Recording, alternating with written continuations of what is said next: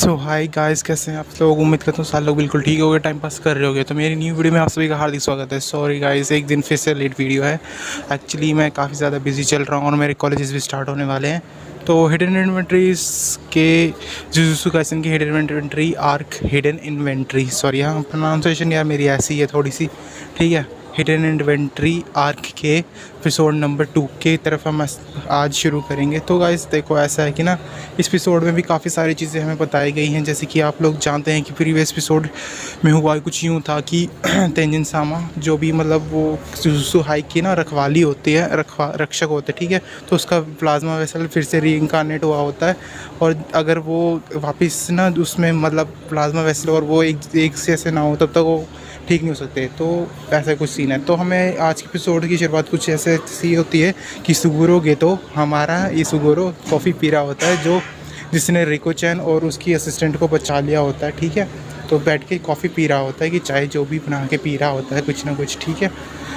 तो उसके बाद हमें दिखाया जाता है इसको, ये क्यू कंपनी का एक वो था, क्या नाम है, असैसियन था, ठीक है। ये रिको चैन को ख़त्म करने आया था, जो प्लाज्मा वेसल होती है, ठीक है। तो चाय पी के वही गेतोरो से कहता है कि तुम बचोगे नहीं, मेरे को छोड़ दो, मुझे मैं वापस कंट्री साइड जाके अपनी फार्मिंग शुरू कर दूंगा। उतने में कहता है कि बेयर, जो जिसकी फ़ोटो अभी आपने देखी, बेयर हो जो है वो ताकतवर है, वो तुम्हें ख़त्म कर देगा, पर लेकिन वो खुद ही पीट चुका होता है। उसके बाद हमें दिखाया जाता है मेगुमी के फादर को।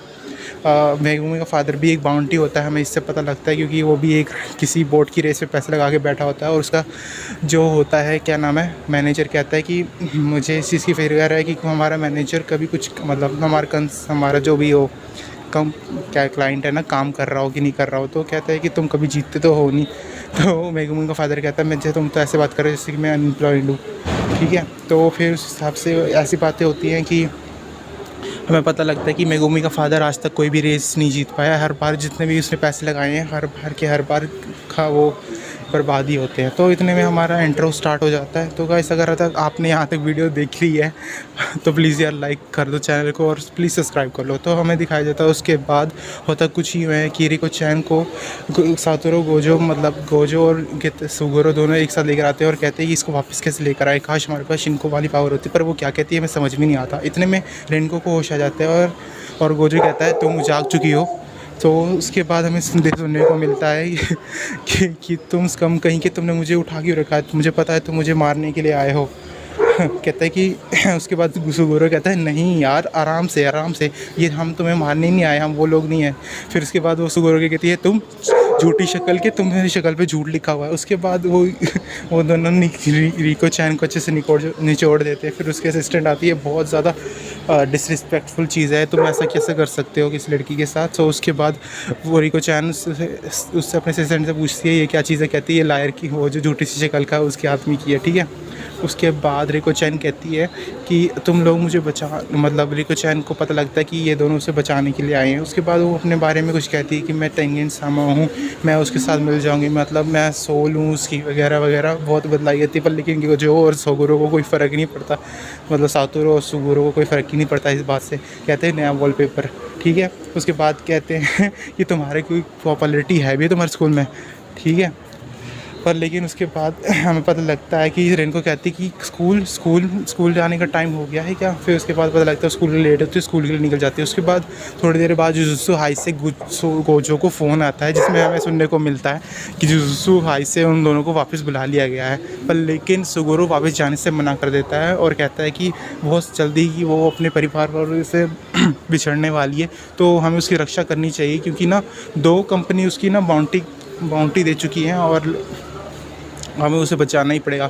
मतलब ऐसा है ना कि इसमें सीन की ना इसमें होता ही है कि ये जो तेंजिन सामा का ना वेसल है, ये तो मतलब वेसल है ही है, ठीक है।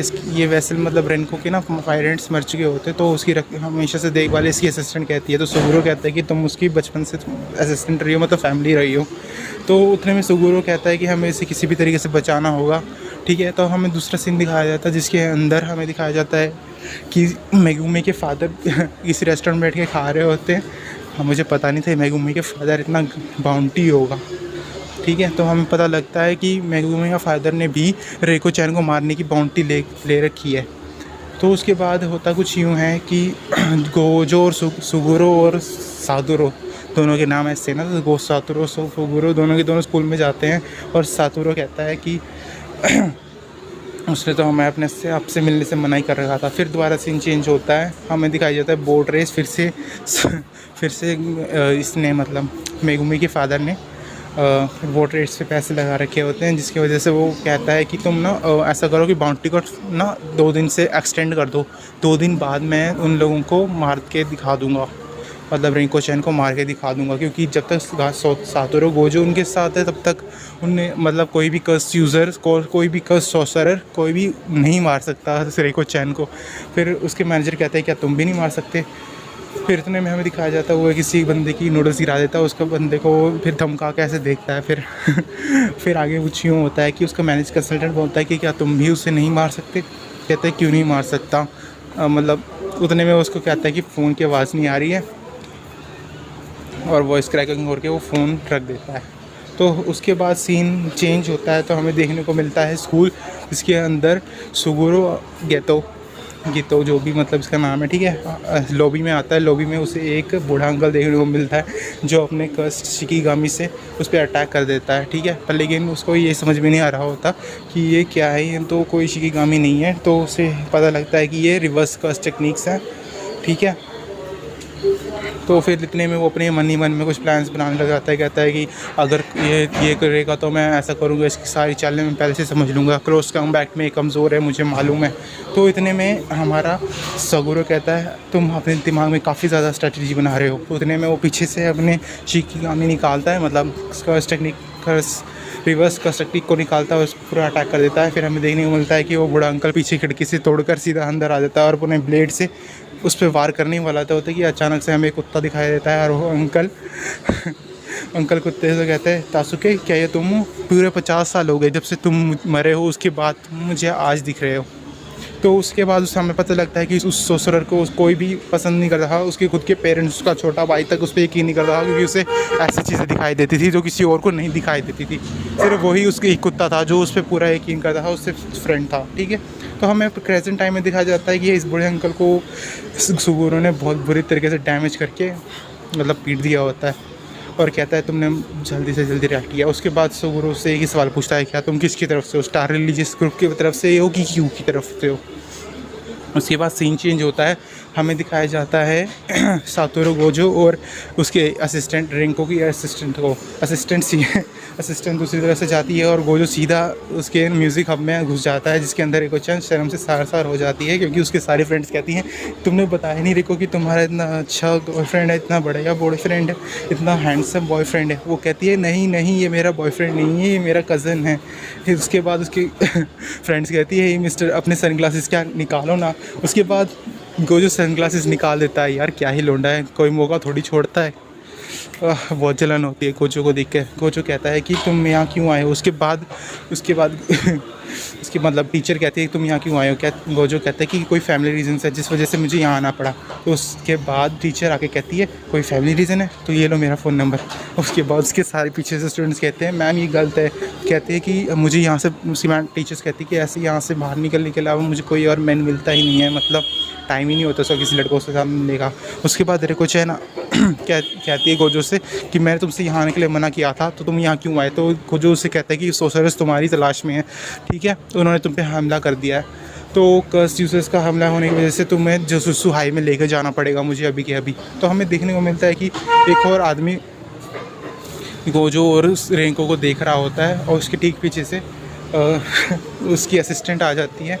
तो वो कहती है कि तुम किस तरफ से हो, तो पूछती है, फिर उसके बाद उस पर हमला कर देती है। और उसके हमले में बहुत ज़्यादा मतलब उसको वो थोड़ी फ्रेशर होती है ना, तो पर लेकिन किसी तरीके से वो उसको रोक देती है और कहती है मैं तुम्हें ख़त्म कर दूँगी।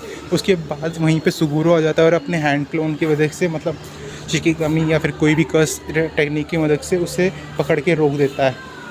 तो उसके बाद हमें पता लगता है कि रिको चैन गोजो के साथ चली जाती है और गोजो उसको लेके काफ़ी दूर पहुंच चुका होता है।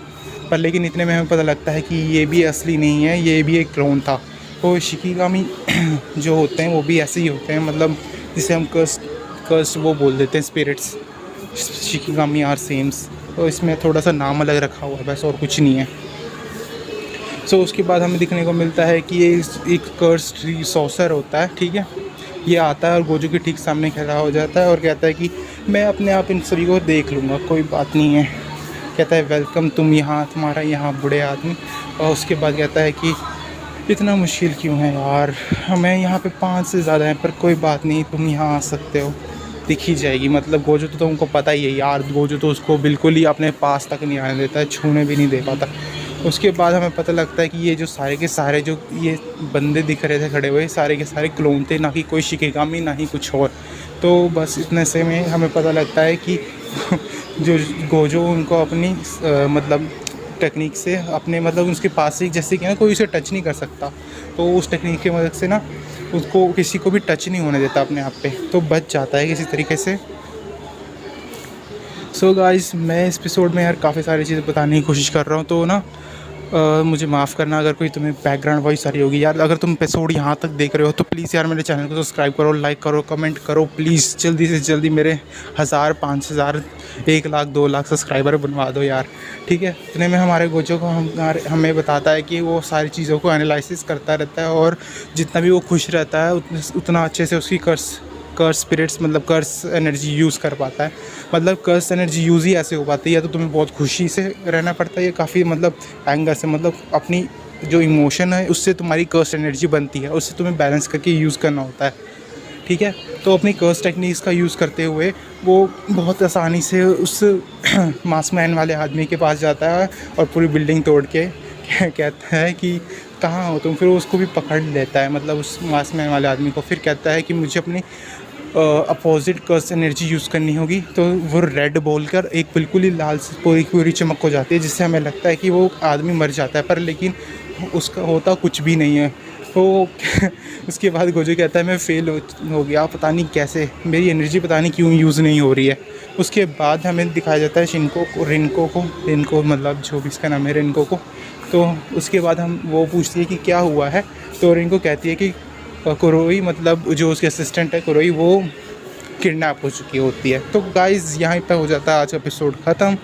तो मिलते हैं किसी नेक्स्ट एपिसोड में, तब तक के लिए बाय बाय, गुड नाइट।